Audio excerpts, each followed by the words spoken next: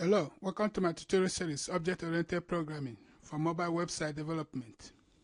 So at this stage, our website has only that welcome message. Okay, so at the moment, if we want to implement a login form, for instance, okay, so we should go ahead and enclose a login form element between that space.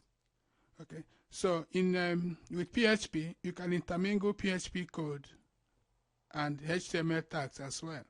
So all you have to do is to off all your PHP tags like that, and then open up a new PHP tag for the code below like that. And you can also put all that in the same line because it's only one line of statement. So that's your footer there, right? Now there, between these tags now, you can put your HTML elements in that space. Okay. Now to create some more space, because we have finished with this class view, I can go ahead and shrink that to have more space. Okay. So what we have to do now is to create our form element. So now we have our form element. And if I go ahead and save this form now, we can see that form I just loaded, no problem. And also likewise, because it's a mobile website, right? This is what it will look like on a mobile device. You can go ahead, minimize that to any size. No data will be lost. Everything will fit in nicely, all the input fields. So if that is the size of your mobile phone or mobile device, all your information are still there. Nothing is lost. Index, register, tutorial, login. If your size is like that, that's all you will see. If it's like that, that's what you will see. Now, in designing your module view controller framework, what you are doing is you're doing a code separation. So you're trying to move all your views to the views folder, create a model for that view. So if we want to create a model for this login form, we should go ahead and retrieve those input field values like that for the code below. So likewise, you can pull that, you can create a PHP block or put a code in the one below because you are using that same page. Okay, so what you can do here, if you want to retrieve values from this form element, there are three things you need to know.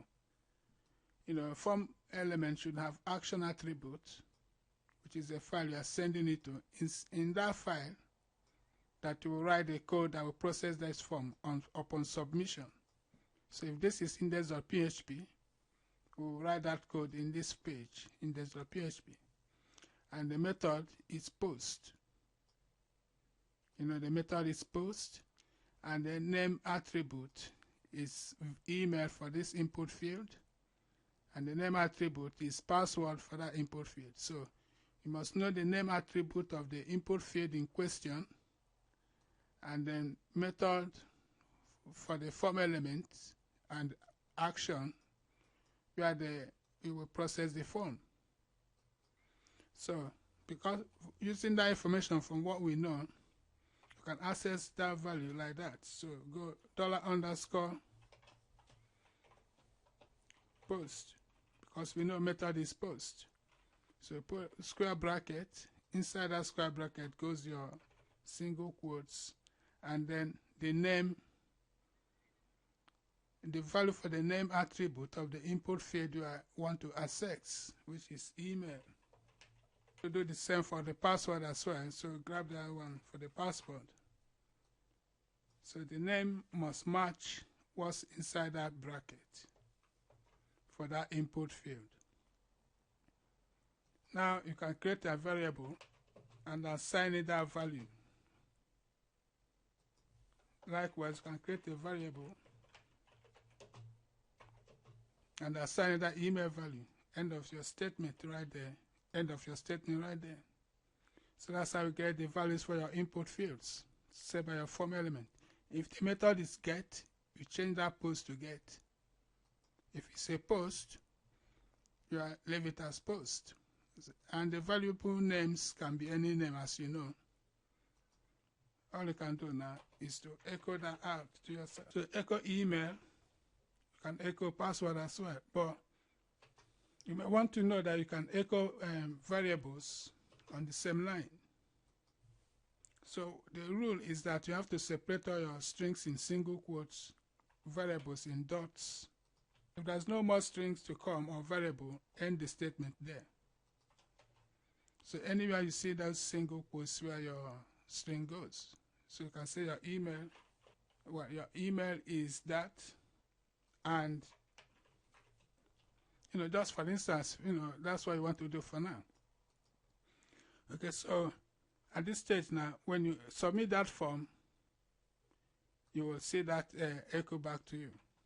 So let me go ahead and save this page, and we can see that echo back to you. But you can also issue an if condition, a conditional statement. In PHP, you issue a conditional statement like that. If bracket and then curly bracket, inside there goes the condition you want to match for that condition, your code for the condition you want to create. So you can say if is set. Now that is set means in PHP, if the form is submitted. So that's how we say in PHP. If it's set, so you can use any of the values from that input form element to go there. So if it's set, you can do all that. So that goes inside the if block. Okay. So basically, we are saying if the form is submitted, echo that out for us, the email value and the password value. So if I go ahead and save this form now,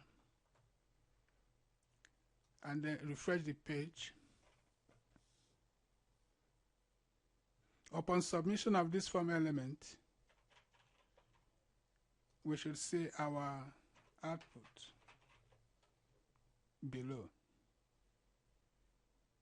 Okay. So that's how you grab the values for your input fields. All right. So at this stage, I will end the video right here and then start on how we can now create a model for that. So first we have to rehouse this in a different folder.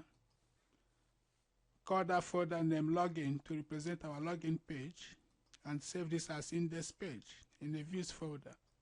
Now we create a model, save this in the models folder, and then use that to create our model view controller. All right, thank you for watching. See you next time. Bye.